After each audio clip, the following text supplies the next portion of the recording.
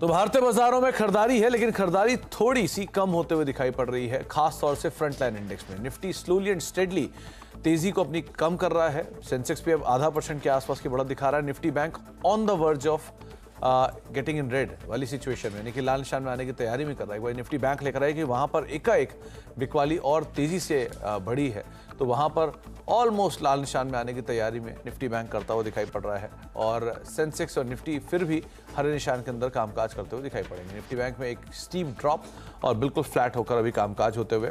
इसके अलावा आप mid cap index, small cap देखेंगे तो मिड कैप में करीब 2% की तेजी है। स्मॉल कैप इंडेक्स रफली 2% ऊपर अभी भी कामकाज करता हुआ दिखाई पड़ रहा है। तो वहां पर खरीदारी है, लेकिन ब्रॉडर मार्केट तेजी में है, लेकिन mid cap small front line index के अंदर बिकवाली है। एडवांस क्लाइन 2100 शेयर तेजी में, 291 शेयरों में बिकवाली, यानी एक शेयर गिरने वाले के सामने 10 शेयर करीब जो कि खरीदारी में कामकाज करते हुए दिखाई पड़ेंगे। फिर 8 शेयर कह जो कि तेजी में दिख रहे हैं। एसबीआई आज लीड करता हुआ, इन्फोसिस, एल&टी, टेक महिंद्रा यहां पर खरीदारी है। M&M, HUL, axis bank, ICICI bank यहां पर बिकवाली आपको दिखाई पड़ेगी। रूपक डे हमारे साथ मौजूद है, senior technical analyst LKP securities के। रूपक जी नमस्कार, स्वागत है कार्यक्रम में। पहले तो मार्केट्स पे एक व्यू, क्योंकि बाजार में प्रॉफिट टेकिंग हायर लेवल से आ रही है। निफ्टी बैंक लाल निशान में पहुंच भी चुका है, क्या करना चाहिए मार्केट्स में अभी?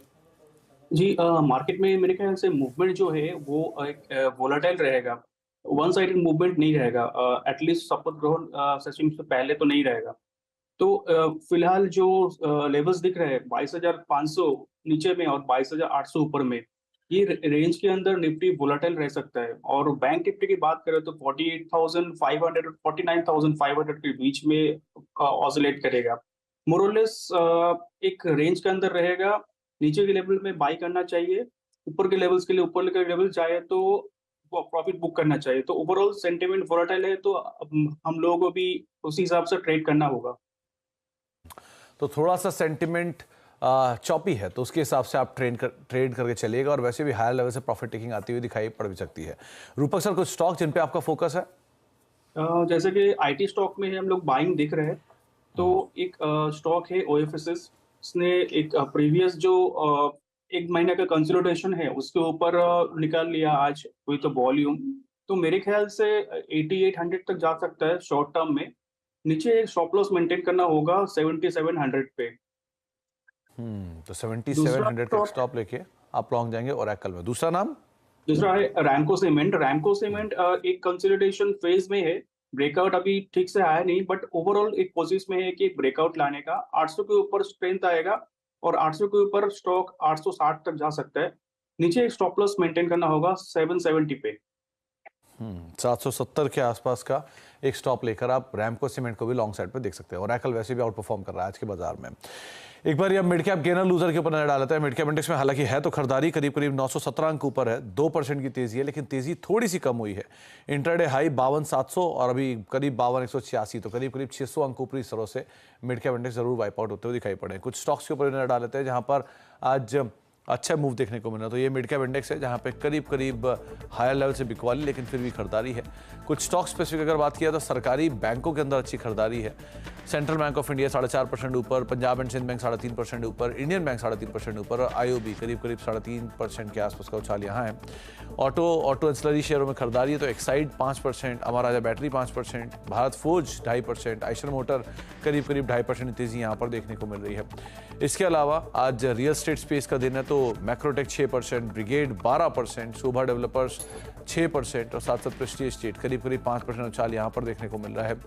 मेटल शेयरों में हिंदुस्तान कॉपर, एनएमडीसी, वेदांता कुछ ऐसे नाम जहाँ पर खरीदारी देखने को मिल रही है। अच्छी खरीदारी हिंदुस्तान कॉपर में आज देखने को मिल रही है, स्पेशली पीएसयू बास्केट जो कि आज तेजी में कामकाज कर रहा है। बीएचईएल 9% ऊपर, कंटेनर कॉप 3.5% ऊपर, पेट्रोनेट 4% ऊपर, ट्यूब इन्वेस्टमेंट करीब 4.5% तेजी यहाँ पर देखने को मिल रही है। एंड मिड कैप के गिरने वाले शेयरों में जुबलेंट फूड 2.5% नीचे और बिंदु फार्मा 1% नीचे, लुपिन 2% नीचे और एमआरएफ करीब 1% के आसपास बिकवाली यहाँ पर आते हुए दिखाई पड़े। लेकिन आज दिन है पीएसयूज का, जिसमें कोचिन शिपयार्ड 10% ऊपर, एनएलसी 6% ऊपर, एनबीसीसी 6% ऊपर और बीईएल करीब 3.5% के आसपास की खरीदारी यहाँ पर आते हुए दिखाई पड़ रही है। तो एक स्ट्रॉन्ग बाइंग पीएसयू बास्केट में है और पीएसयू बास्केट की जो जोरदार तेजी है, इसमें क्या ऐसे ट्रिगर बन गए, इस पर बातचीत कर लेते हैं। यतिन हमारे साथ मौजूद भी हैं तमाम डिटेल लेकर, जिनसे हम चर्चा करेंगे खास तौर से पीएसयू को लेकर। तो यतिन, पीएसयू में आज एक जबरदस्त रफ्तार, इनफैक्ट आज ही नहीं पिछले 2 से 3 दिनों में बढ़िया कमबैक आया है, क्या डिटेल? देखिए, आज जो पीएसयूज शानदार मोमेंटम दिखा रहे हैं उनमें सबसे पहले है बीएचईएल यानी भारत हेवी इलेक्ट्रिकल्स, और यहाँ इनको 2 बड़े ऑर्डर मिले हैं पावर प्लांट से। सबसे पहला अदानी पावर का ऑर्डर जो इनको मिला है 3,500 करोड़ का, और उतना ही ऑर्डर उनको दूसरी नॉर्थ स्टेट से मिलता हुआ नजर पड़ा है। इस न्यूज़ के बाद शेयर में लगभग 15% की तेजी हो गई थी, लेकिन अभी लगभग 9% ऊपर बीएचईएल का शेयर दिखाई पड़ रहा है। इसी तरीके से एनबीसीसी को वो मल्टीपल वर्क ऑर्डर मिले हैं, लगभग 500 करोड़ के 2 ऑर्डर्स इनको एलओआई और एलओए के स्वरूप में मिले हैं। शेयर इंट्राडे में लगभग 10% ऊपर था, अभी भी 5.5% की तेजी यहाँ बनती हुई दिखाई पड़ रही है। आरवीएनएल लगभग 390 करोड़ के ऑर्डर जीते हैं इन्होंने ईस्टर्न रेलवे से, एलओए आया है इनको, और ये भी शेयर लगभग 4% की तेजी अभी दिखा रहा है आपको। हिंदुस्तान एरोनॉटिक्स यानी एचएएल इंट्राडे में लगभग 10% तक ऊपर गया था, और अभी भी यहाँ आपको 5% तक की तेजी देखने को मिल रही है। इसरो के चेयरमैन ने इनकी LVM-3 प्रोग्राम की जो फैसिलिटी है उसका उद्घाटन किया है, और कहीं ना कहीं ये सेंटिमेंटल पॉजिटिव आपको दिखाई पड़ रहा है। तो सारे के सारे ये पीएसयू स्टॉक्स खास करके कैपिटल गुड्स और डिफेंस स्पेस में एक्टिव दिखाई पड़ रहे हैं। तो capital good space, defence space, जहां पर एक स्ट्रांग बस देखने को मिल रही है। रूपक, 2-3 नाम, पहला तो बीएचईएल एक स्ट्रांग मूव में, एचएएल जिसका भी यतिन जिक्र भी कर रहे थे, बढ़िया खरीदारी यहां पर भी है। इन दोनों में क्या करें? सर, बीएचईएल में एक 267 का स्टॉप लॉस रहेगा। उसका स्टॉप लॉस में खरीदारी करना चाहिए, और टारगेट रहना चाहिए 310 तक जा सकता है वेरी शॉर्ट टर्म में।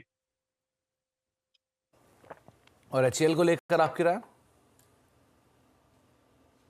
दूसरा HAL Hindustan aeronautics limited, right. तो एचएएल में एक हैमर पैटर्न बना है डेली चार्ट पे, बट एचएएल को 4600 को ऊपर सस्टेन करना पड़ेगा, क्लोजिंग देना पड़ेगा। उसके बाद फर्दर रैली टुवर्ड्स 5100 तक आ सकता है। नीचे सपोर्ट रहेगा 4500 का। लाइकवाइज पीएसयू में से एक एसबीआई को और देखिए, आज मेजर कंट्रीब्यूट कर रहा है ये बैंक्स की तेजी में, और पीएसयू बैंकिंग को तो लीड कर ही रहा है, बैंक निफ्टी को भी लीड कर रहा है। सो यहाँ क्या करें? एसबीआई में 820 के ऊपर बाई बनता है।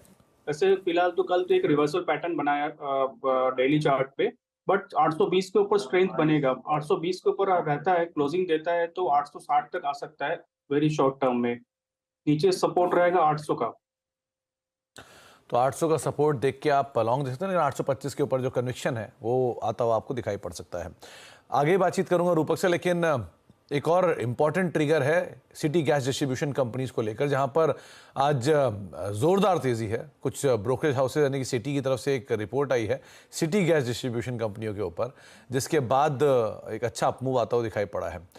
तो जतिन, क्या डिटेल, आज बढ़िया तेजी है गैस स्पेस में?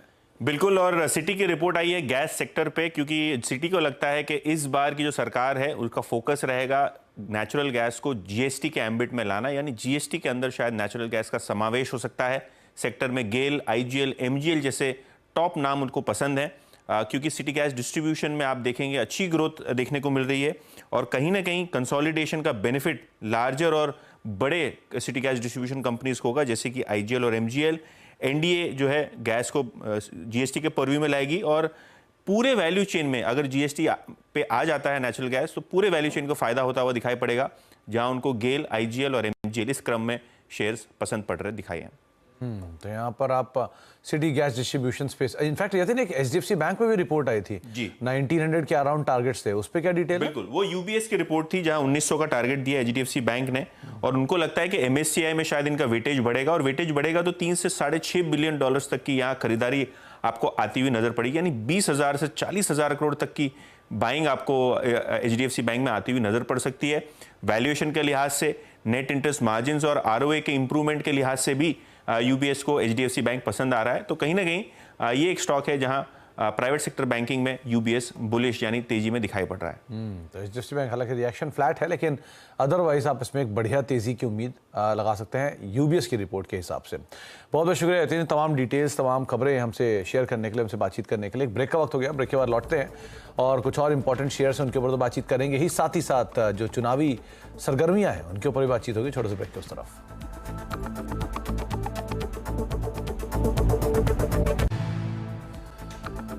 आप देख रहे हैं मिड कैप मंत्रा और मार्केट्स में ऊपरी स्तरों से बिकवाली है निफ्टी में। निफ्टी बैंक लाल निशान में जाके वापस हरे निशान में आ गया। 58 अंकों के आसपास की बढ़त यहां पर अब देखने को मिल रही है। एक टिक मार्केट ने लोअर लेवल से ज़रूर लिया है, लेकिन अभी भी बाजार में हरा निशान बना हुआ है निफ्टी में, और निफ्टी बैंक फ्लैट और मिड कैप स्मॉल कैप में खरीदारी जारी है।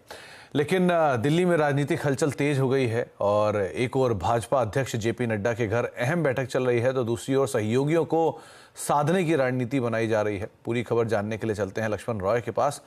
लक्ष्मण जी, दिल्ली में राजनीतिक हलचल बहुत ज़्यादा बढ़ती जा रही है और हर 1 घंटे में, हर 2 घंटे में एक नया मोड़ लेती हुई चीज़ें दिखाई पड़ रही हैं। सो क्या डिटेल है आपके पास, क्या हलचल है वहाँ? बिल्कुल, ये घंटे 2 घंटे नहीं, अब तो सुमित जी यहाँ तो मिनटों में हर नई एक खबर आ रही है।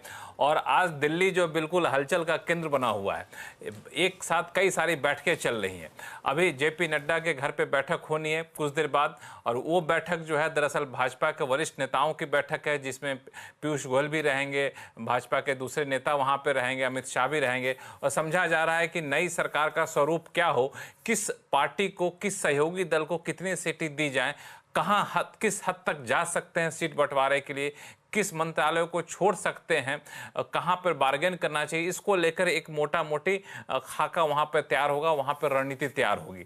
तो एक तरफ भाजपा रणनीति इस बात की तैयार कर रही है कि सहयोगी दलों को कितना देना है और किस हद तक किस फॉर्मूले के तहत बार्गेन करना है। दूसरी तरफ सहयोगी दल अपनी अपनी बैठकें कर रहे हैं, वहां ये देख रहे हैं कि आखिर हमें क्या करना है, हमें कितनी मांग रखनी है, मांग कितनी रखें, कितनी मिल जाए कि उतने पर संतुष्ट हो जाना है, इसको लेकर बैठकें चल रही है। अभी कुछ देर पहले बैठक खत्म हुई, नीतीश कुमार के आवास पे जदयू के नेताओं की बैठक खत्म हुई। वहां पे 2-3 मुद्दे निकल कर सामने आए जो एक तरीके से कहें संकेत मिल रहे हैं कि कैसे सहयोगी दल की सरकार चलेगी। जैसे यूनिफॉर्म सिविल कोड को लेकर के, अग्निवीर स्कीम को लेकर के, बिहार को विशेष दर्जा देने को लेकर के इन लोगों ने अपनी राय रखनी अभी शुरू कर दी। नीतीश कुमार नहीं बोल रहे हैं, लेकिन अपने नेताओं के जरिए बात मीडिया में डाल रहे हैं। एक तरीके से भाजपा के पास एक संकेत जा रहा है कि देखिए हम इन चीजों को लेकर अपनी बातें रख सकते हैं। हालांकि उन्होंने साफ किया है कि ये बिल्कुल बगैर किसी शर्त का समर्थन हम एनडीओ कर रहे हैं। इसी तरीके से टीडीपी के चंद्रबाबू नायडू अपने वरिष्ठ नेताओं के साथ बैठक कर रहे हैं, वहां भी इसी बात को लेकर चल रही है कि आखिर किन किन मुद्दों कितने कैबिनेट बर्थ मांगे जाएं, किस मंत्रालय के लिए मांगे जाएं और कहां तक मिल जाए कि रुक जाना है। एक रणनीति वहां पे चल रही है। तो अभी रणनीति का दौर काफी चल रहा है और 8 और 9 तारीख को संभावना है कि इन दोनों में से किसी एक दिन सरकार शपथ ग्रहण ले, और इससे पहले कुछ हद तक स्थिति साफ होगी। कल वैसे संसदीय दल की बैठक होगी, पहले भाजपा संसदीय दल की बैठक होगी, अलग अलग सहयोगी दल अपने संसदीय दल की बैठक करेंगे, और फिर उसके बाद एनडीए संसदीय दल की बैठक होगी। उसमें प्रधानमंत्री के तौर पे, एनडीए के नेता के तौर पे नरेंद्र मोदी चुने जाएंगे और उसके बाद सरकार बनाने का औपचारिक दावा पेश किया जाएगा। 8 या 9 तारीख को बहुत हद तक संभावना है केंद्र सरकार राष्ट्रपति भवन में शपथ ले, और इसी वजह से 12 तारीख को तक टल गया है आंध्र प्रदेश में शपथ ग्रहण, जो पहले 9 को होना था 12 को होगा। तो ये पूरा राजनीतिक माहौल है जो अब तक यहाँ पे चला है। तो लक्ष्मण जी, आमतौर पे कल आपने बोला था ना, वहाँ पर ट्वीट किया था कि आमतौर पे प्रधानमंत्री आवास के बाहर कभी इतने कैमरे, इतनी हलचल नहीं देखी गई, बहुत लंबे अंतराल के बाद देखी गई। तो ये हलचल अभी बढ़ रही है और बढ़ती दिख रही है, कितने दिन और रहने वाली है, क्या लग रहा है वहाँ पर? देखिए, फिलहाल तो हलचल कल के मुकाबले आज ज्यादा हलचल तेज हो गई है। क्योंकि अब हलचल इस बात को लेकर है, चूंकि बार्गेन को लेकर बात चल रही है, हलचल है, अटकलें तेज हो गई हैं, लोगों के बयान आने शुरू हो गए हैं। तो ये हलचल दिल्ली में और ज़्यादा तेज है। अब ये हलचल प्रधानमंत्री आवास से हट करके आ गया है जेपी नड्डा भाजपा अध्यक्ष के पास, जो 2 वरिष्ठ सहयोगी हैं, एनडीए घटक दल हैं। जदयू के वरिष्ठ नेताओं पर हलचल की निगाहें टिकी हुई हैं। टीडीपी के नेता आंध्र प्रदेश में वहाँ बैठक कर रहे हैं, वहाँ पर काफ़ी ज़्यादा नज़रें टिकी हुई हैं। और ये आपको, मुझे लगता है कि स्थिति साफ होते होते 9 तारीख तक आपको पिक्चर एक मोटे तौर पर क्लियर हो जाएगा कि आखिर नई सरकार की दशा और दिशा क्या रहने वाली है। तो तब तक ये हलचलों का सिलसिला जारी रहेगा। आपके पास भी समय का अभाव है, मैं समझ सकता हूँ कि आपको लगातार यहाँ वहाँ हर मंत्रालय की तरफ जाना होता है। तो बहुत बहुत शुक्रिया लक्ष्मण जी, इतना समय आपने निकाला और हमारे साथ आज बात कर रहे हैं। धन्यवाद। आगे भी आपसे हम इस पर और बातचीत करते रहेंगे, जैसे जैसे वहाँ पर डिटेल्स आती रहेंगी, अपडेट्स आते रहेंगे। खिलाड़ियों का अपडेट भी लेते हैं। आज जो बृहस्पतिवार का दिन है, तो अभी किस तरह की सिचुएशन है, बहुत ही टफ वीक खिलाड़ियों के लिए चल रहा है। REC बाय है प्रशांत सावंत की तरफ से करीब 610 रुपए के टारगेट्स के लिए। 475 का एक स्टॉप लॉस रखा है उन्होंने। 489 490 के आसपास के भाव हैं। आदित्य बिरला कैपिटल कॉल है पंकज जी की तरफ से, थी कॉल ये, उसमें उन्होंने प्रॉफिट्स को बुक कर लिया 222 223 के जोन्स में। 240 के आसपास के टारगेट्स थे उनकी तरफ से। इसके अलावा पंकज जी ने JK पेपर पर जो कॉल दी थी उसमें प्रॉफिट्स बुक कर लिए करीब 397 98 के आसपास। 440 का टारगेट था, 370 का स्टॉप लॉस था। विरल की तरफ से HPCL पे कॉल थी, उन्होंने वहाँ पर भी टारगेट्स बुक कर लिए हैं 515 के लेवल्स के आसपास। 600 के आसपास के टारगेट थे, लेकिन प्रॉफिट्स उन्होंने 515 के अराउंड बुक कर लिए। तो ये कुछ कॉल्स जो कि अब तक बताई गई थी या अब तक चल रही हैं। जो रिटर्न है वो आपकी स्क्रीन पर है, जिसमें प्रशांत 9% निगेटिव रिटर्न पर है, पंकज 14% पॉजिटिव रिटर्न पर है और विरल करीब 7% के पॉजिटिव रिटर्न के साथ सो फार कामकाज करते हुए दिखाई पड़ रहे हैं।